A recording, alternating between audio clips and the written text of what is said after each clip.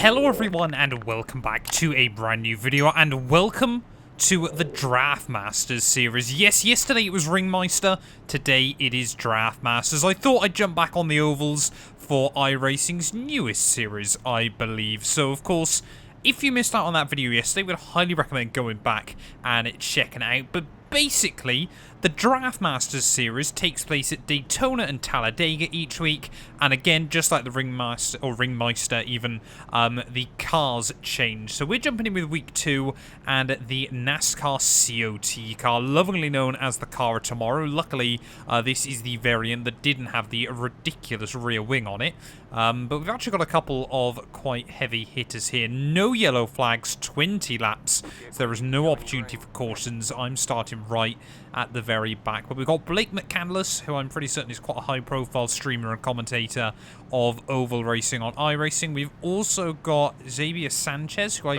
believe is a streamer, but don't hold me to that one. I might have the wrong person. But it is Green Flag Racing then here at Daytona International. And these things, as you're about to find out, are ridiculously quick, as someone's already wrecked before we even get going. That is rather impressive, and that instantly is going to kind of thin out the field slightly, eventually leave us with 2 groups of race cars. So I'm pretty certain this car, for whatever reason, is not fitted with the restrictor. So as you can see, 360 clicks as we head down the back straight there, and you need a big blend of throttle as you make it into the corners. And the car will then really understeer on the exit as well. So it's going to be an interesting one today.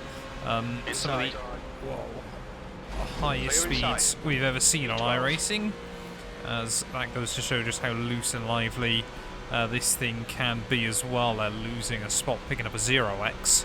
But yeah, these races, of course, maybe 2 and 2 oval racing has got to be the newest channel in the Empire. You know, do really enjoy oval racing, would love to do a lot more of it, of course, and this actually serves as good practice because I plan on running the NIS Talladega race next Wednesday night over on Twitch. Oh, there we go, more wrecks going on up the road. Don't spin back up, thank you. And that's obviously the thing, you know, that is likely going to happen as well in this one. You're just going to be trying to pick up places. Of course, like I said, there is no option for cautions in these. It is all about survival. You know, iRacing, you know, the oval fans occasionally do love a bit of a crapshoot, so that's exactly what they've given them. So I'm just a little bit sceptical of what the number 7 car is really doing at the moment. But, you know, top guys should be, you'd like to believe, pretty clean. I mean, basically what we're kind of hoping for in the position we're in is there's a big pile up at the front on the final lap, and we can kind of just sneak through and pick up, well, the pieces. It's that guy I might just have dumped. And am I about to dump myself? No. Whew. That was scary. I might lose the draft, though, to the guys in front of me, but want to try and stick with them as best as possible there. And yeah, that... Is the 18 going? It's so scary, just don't know where people are going. As, yeah, this is, of course, the joys of Daytona. But, I mean, yeah, this race should only take, of course, depending on whether you get wrecked or not, 15 or so minutes. I mean, you've got a nice little variety of, you know, old and current NASCARs as well. Nice that they've obviously chucked some of the legacy content in there as well. Just obviously, you know, for people that bought it many, many moons ago, you've got an opportunity to use some of your old stuff as well, I guess, which is quite nice. I mean, doing 370 clicks down the straights, which is, what, close to 220 miles an hour? Might be even more than that, actually. Might be closer to 230 miles an hour. I know 400 is, what, 248 miles an hour. So, yeah, probably getting pretty close. So I'm just not turning the car in early enough. 18's going to get back past me. I mean, we kind of just got to work together at the moment. And he's going to wreck himself, so we will pick up the pieces there. You can see there is still a little gaggle of cars just up in front, but really, yeah, the battle to watch out for is probably going to be at the front of the field. But like I said, you know, want to get back into more oval racing. It's a shame I just can't do NIS most weeks anymore. How on earth have you ended up there, sir? Wow. There's a wall there. Careful, careful. But I kind of got a little bit of a plan as well. I'd love a cross road oval and obviously dirt road and oval. I kind of have like this weird little plan in my head that I'd love to get 10,000 iRating between the 4 of them. Oh, there goes more. Where's this guy spinning to? Thank you. Where are we now? Inside the top 10? Gotta be getting there. We are 11th then, so up into positive iRating, which is good. And yeah, this is exactly kind of what we were expecting from this race there. There's a lot of wreck avoidance early on. But yeah, I would love to try and get to 2,500 iRating on each division, if you will. Obviously, don't really ever do dirt oval. I don't really do much dirt racing at all on iRacing, but would love to get back in to a rallycross or something like that, as clearly someone is not very happy. But I don't know whether that will go on this channel or my rally channel, to be completely honest. But I mean, how does the back end get loose there? I mean, I know obviously in real life these things had a restrictor plate around here, but the way this thing handles at the moment is rather scary. It makes you realise and appreciate just how sophisticated the modern NASCARs are. I mean, this thing's, what, less than 15 years old. It still feels like it drives like a bag of spanners. Yeah, cars in front then still duking it out. So, you know, we could be on for a top 10 here. Of course, it, like I said, really does just depend on obviously what goes on at the front of the field, as apparently opting for a very, very high line. Don't clip the apron.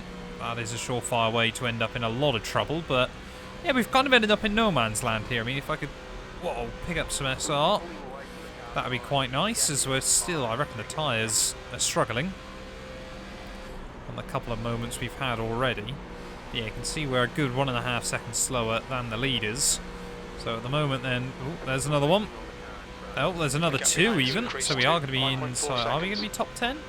I believe we are. As the guy that was complaining seems to have wrecked out again. But yeah, into the top 10 we go then. Like I said, this race is very much just one of attrition, but yeah, maybe I'll try and jump back in, the car in front of us is now, you know, Martinez. with Cup, with trucks, with Xfinity fixed. You know, I think they're half-distance races, that kind of thing, which could be quite good fun as we head through 2023 Season 4. And of course, you know, I do enjoy watching NASCAR in real life as well. When I get the opportunity, I always make sure to watch the 500. But maybe it's worth... See, you know, I actually did want to get properly into the Cup Series this year, but just too many of the races were too late at night for me. I can't stay up, whoa, all too late at the end of the day. But you never know, maybe 2024 I'll ruin my sleep pattern or something like that for it. But yeah, I mean, we're half distance then. Keep hitting that wall. That's actually a 2x that time, so I've definitely picked up some damage now, which is a bit stupid. Need to get my concentration back up. There's another car. They are a lap down though again, so well, I'd hope the fuel's good. Be a little bit worried if they hadn't put enough fuel in the car, but yeah, definitely think, you know, of course, depending on how the second half of this race goes, maybe I've got to do a little bit more of this series. I mean, like I said, it is kind of just meant to be a bit of a crapshoot, but hopefully still good fun anyway. There's Ben, yeah, 6 seconds back. But yeah, just kind of feel as well, of course, you know, unless it's NIS, you know, a lot of the races that I've done still, my iRating is just a bit too low. So of course you end up in races, well, I mean, people that drive a bit like me, to be honest. You know, just not quite confident in the car, so I need to give myself more seat time on the ovals as well. And of course, like I said, you know, Talladega next week, really hoping I can have some fun there. Will we see a caution though? Oh, sorry, not a caution, a big wreck before the end of this thing? I think the top guys are all pretty sensible looking at it. They're all high iRating. But you never know. Crazy things can happen, especially at Daytona and Talladega. I don't know whether it swaps each week between Daytona and Talladega or whether it's just one then the other, as Ben's actually taking a lot of time out of me. How is he running that quickly? 41.9. I guess I've been running a bit slow. But he's clearly carrying a lot of momentum. Doing things like that doesn't help me either. Because we get another nice big slide. But yeah, he's just taking bags of time out of me at the moment. Oh, tyres are going though. Holy moly, yep, tyres are definitely going. Got a Pennzoil car coming up behind. The guy behind's catching. Stay out of the way. 3.4. Car inside. Yeah, why are the tyres so destroyed?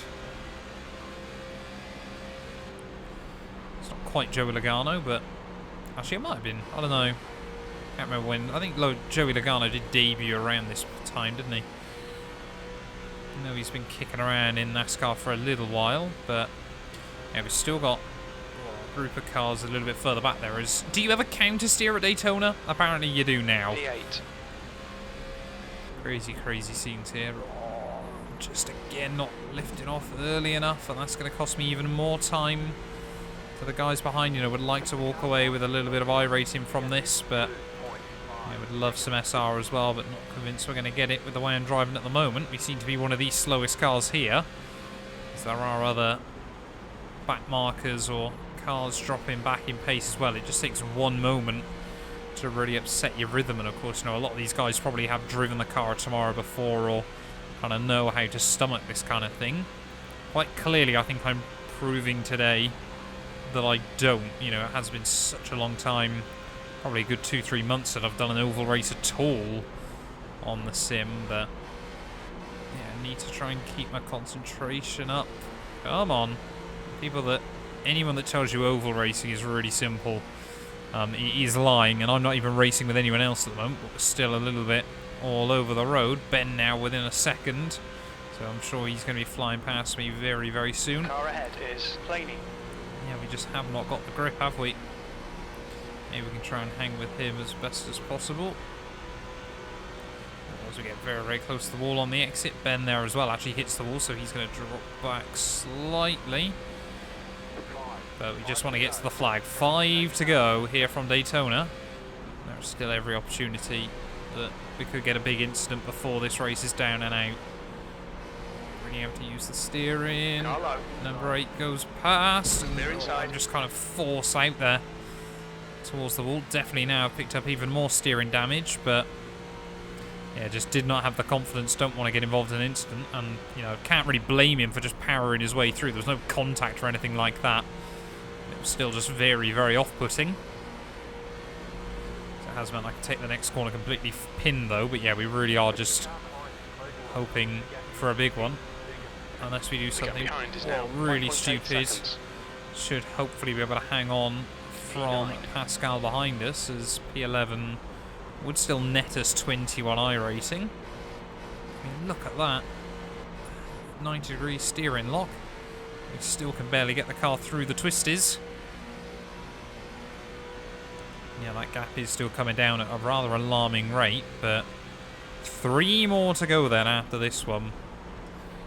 We've avoided the incidents, we've avoided the big ones, things like that, but it does not mean it is over yet. I'm losing so much time to the cars around me as Simone back into the pits. I better not get lapped by the end of this. That would be rather embarrassing on pretty much raw pace. We've had to try and dodge a couple of things, but hope that's not the case. Oh, someone's saying moron. Maybe there's going to be a couple of places to be had. Yes, there we go. More cars wrecking on the backstretch. Exactly what I meant. Exactly what we were expecting. As the gap's now starting to come down again, so the car's in front. Just got to try and pick up the pieces. Jim now clearly with a loss of speed. And we just got to keep gaining. 2 laps to go. And I mean, look at that. Yeah, the fact the leaders are still 2 seconds a lap faster than me. Definitely giving myself a bit of damage. 2 to go. Whoa. Big blender throttle through 1. And still a nice wash of understeer as well on the exit. But we're back inside the top. No, we're actually up to 9th then. Clearly someone, Joe, yep, it was Joe that wrecked out then, but are we going to see an incident on the final lap at the front of the field? Are we potentially going to be able to pick up any more, as I'm sure people will just start dumping each other for the sake of it, try and claim some places.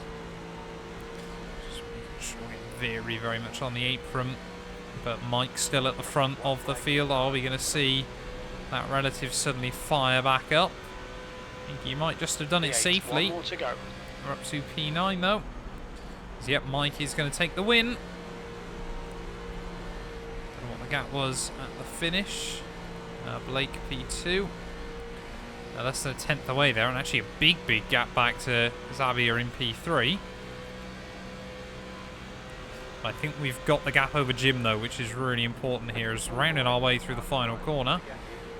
Oh, there is more going on. Come on, claim more. Freebies. We're going to get another one. We might get another 2. Don't put me in a wall. Ah! I think we've got 2 more there at the end. Almost wrecked myself as we tried to get round him. But I think it is only P8 when all is said and done there. But 40 iRacing gained. I don't think we can complain about that all too much there. We survived, and we can bring the car home in almost one piece as well. But yeah, let's go take a look at our final race results here. That was a lot more fun than it could have been had I been wrecked quite early on. We go then having a look at our final race results. Minus 0.66 SR there is a rather bitter pill to swallow.